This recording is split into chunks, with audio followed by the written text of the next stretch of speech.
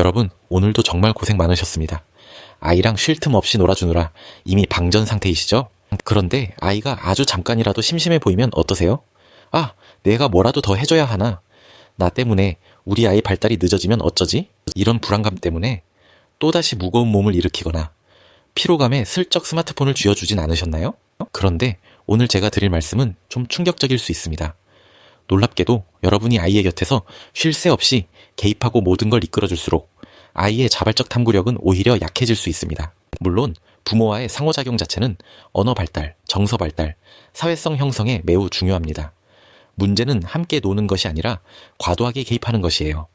교육시장의 공포 마케팅이 만든 환상을 깨부술 시간입니다. 오늘 이 영상에서는 MIT 인지과학연구와 20년치 추적 데이터를 통해 진짜 똑똑한 아이를 만드는 비밀인 전략적 고독의 실체를 밝혀드릴 겁니다. 이 영상을 끝까지 보신다면 여러분은 더 이상 아이를 혼자 두는 것에 죄책감을 느끼지 않게 될 거예요.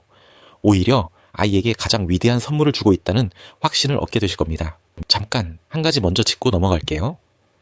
생존과 직결된 애착이 형성되는 생후 18개월 이전의 아기들에겐 부모의 즉각적인 반응이 절대적으로 필요합니다. 오늘 영상은 아이가 스스로 이동하고 사물을 쥘 수 있는 시기, 대략 만 2세 이후를 기준으로 합니다. 자, 그럼 왜 과도한 개입이 오히려 아이의 탐구 본능을 억누르게 되는 걸까요? 그 흥미로운 내과학의 비밀을 지금 바로 공개합니다. 아이가 아무것도 안 하고 멍멍하게 있을 때 여러분은 시간 낭비라고 생각하시나요? 신경과학적으로 보면 정반대입니다. 이때가 바로 아이의 뇌가 가장 격렬하게 폭발하는 순간이거든요. 인간의 뇌에는 외부 작업에 집중하지 않고 멍하게 있을 때만 비로소 활성화되는 거대한 네트워크가 있습니다. 이걸 바로 디폴트 모드 네트워크, 줄여서 DMN이라고 불러요. 스탠포드 의과대학의 비노드 메논 교수가 지난 20년간의 연구를 종합해서 밝힌 바에 따르면요. 이 DMN은 단순히 뇌가 쉬는 상태가 아닙니다. 아이가 파편화된 경험들을 통합해서 자신만의 자아를 형성하고 과거의 기억과 감정을 융합해 창조적 발상을 만들어내는 핵심 기전이에요. 세상을 바꾼 창의적인 혁신가들이나 학자들의 회고록을 보면 한 가지 공통점이 등장합니다. 어린 시절 쉴 새 없이 학원 스케줄을 소화한 게 아니라 아무것도 주어지지 않은 비구조화된 인겨 시간이 압도적으로 많았다는 겁니다. 아이가 거실 바닥에 누워 멍하니 공상에 빠져 있을 때 아이의 DMN은 과거에 배운 단어와 경험들을 끌어와서 완전히 새로운 맥락으로 재조합하고 있는 중이에요. 그런데 이 타이밍에 부모님이 자, 이거 해보자 하고 개입해서 장난감을 쥐어준다면 아이가 스스로 생각을 연결하려던 흐름이 끊길 수 있습니다. 물론 부모의 개입이 DMN을 완전히 꺼버린다는 것은 아닙니다. 다만 연구들은 외부 자극이 주어지면 뇌가 과제 수행 모드로 전환되면서 자유로운 확산적 사고의 기회가 줄어든다는 점을 보여주고 있어요. 그러니 우리 부모님들, 이제 아이가 심심해할 때 불안해하지 마세요.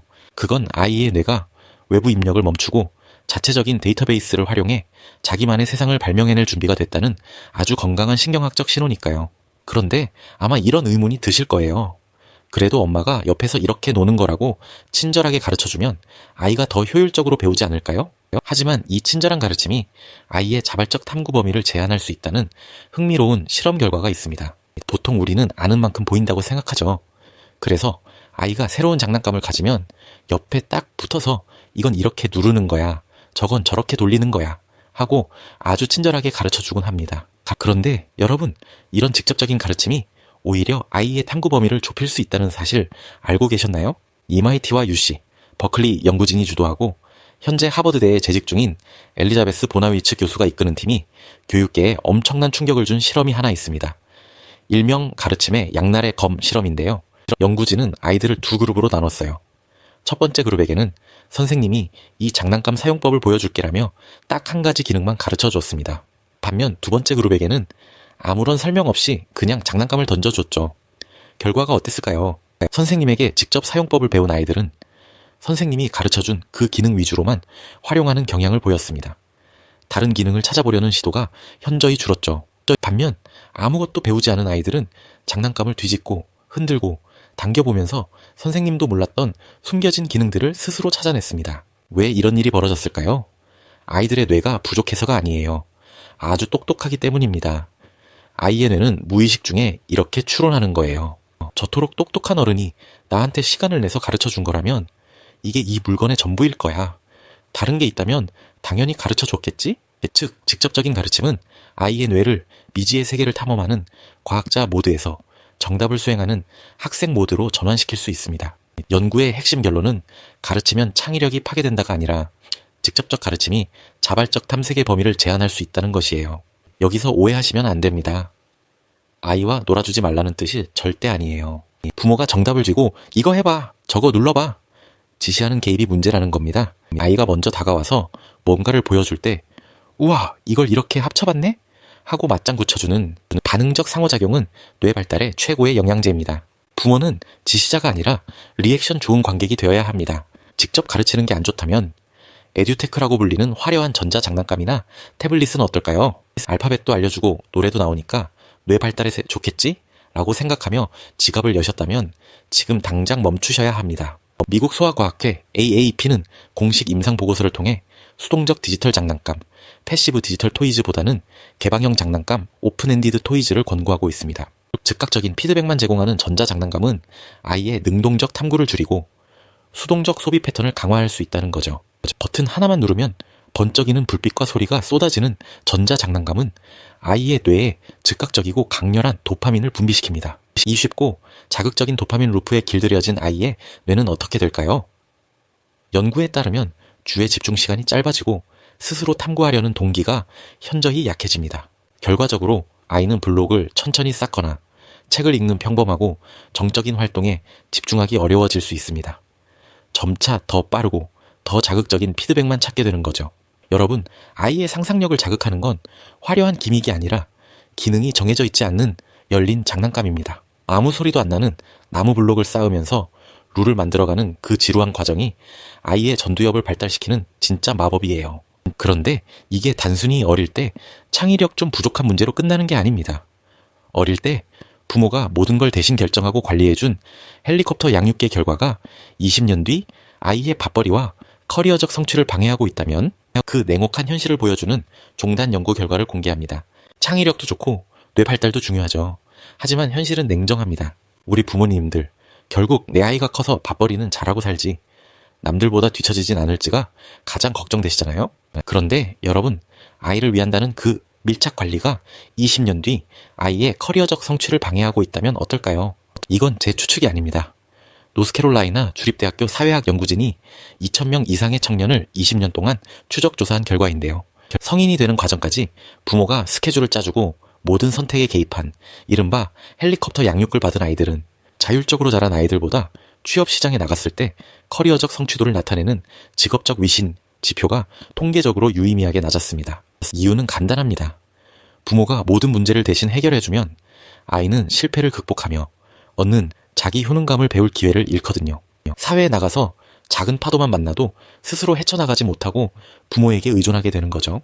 한편 85년간 인생을 추적한 하버드 대학의 연구 데이터를 분석한 학자들은 뜻밖의 성공 지표 하나를 발견합니다. 성인기의 높은 성취와 만족도를 기록한 사람들의 공통점은 어릴 때 학원을 많이 다닌 게 아니라 집안일을 스스로 했다는 거였어요. 장난감 대신 수건을 개고 식탁을 닦는 이 지루하고 정답이 없는 일상적 과제들을 스스로 책임졌을 때 아이는 스스로 해냈다는 강력한 자기 효능감을 얻게 된다는 겁니다. 물론 이것이 방치가 좋다는 뜻은 절대 아닙니다. 핵심은 부모가 모든 것을 대신해주기보다 아이가 스스로 시도하고 실패할 기회를 적절히 허용하는 것이에요. 자, 이제 과학적 근거는 충분히 알겠는데 당장 내일부터 어떻게 해야 할지 막막하시죠? 무턱대고 아이가 우는데 방치하라는 게 아닙니다. 그건 뇌를 망치는 독성 스트레스가 될 수 있거든요. 우리는 전략적 고독을 위해 아주 영리하게 환경을 설계해야 합니다. 첫 번째, 몬테소리 철학의 정수인 예스 스페이스를 만드세요. 어른이 안 돼, 만지지 마 라고 소리칠 상황을 원천 봉쇄하는 겁니다. 위험한 물건은 다 치우고 아이가 스스로 꺼낼 수 있는 낮은 선반에 딱 세해서 4가지의 단순한 블록이나 종이 상자만 두세요. 이때 화려한 전자장난감은 시야에서 완전히 치우셔야 합니다. 두 번째, 점진적인 독립훈련입니다. 갑자기 사라지지 마세요. 먼저 15분간 스마트폰을 내려놓고 아이와 밀도 있게 놀아주며 정서 탱크를 채워주세요. 그 다음 엄마는 저기서 책 읽을게. 너는 여기서 성을 만들어보렴이라고 명확히 예고하고 거리를 두는 겁니다. 처음부터 15분은 당연히 힘듭니다. 처음엔 타이머를 맞춰두고 딱 1분, 3분부터 시작하세요. 3분 뒤에 돌아와서 짧게 칭찬해주고 점진적으로 시간을 늘려가는 겁니다. 아이의 기질에 따라 속도가 다르니 조급해하지 마세요. 아이가 잠시 칭얼대나요? 하버드 아동발달센터는 이를 긍정적 스트레스라고 부릅니다. 이 짧은 좌절을 견디고 스스로 놀 방법을 찾아낼 때 아이의 뇌는 비로소 독립적인 창조주로 거듭나는 거예요. 여러분은 방치하는 게 아니라 아이의 인내심과 창의력을 훈련시키는 중입니다.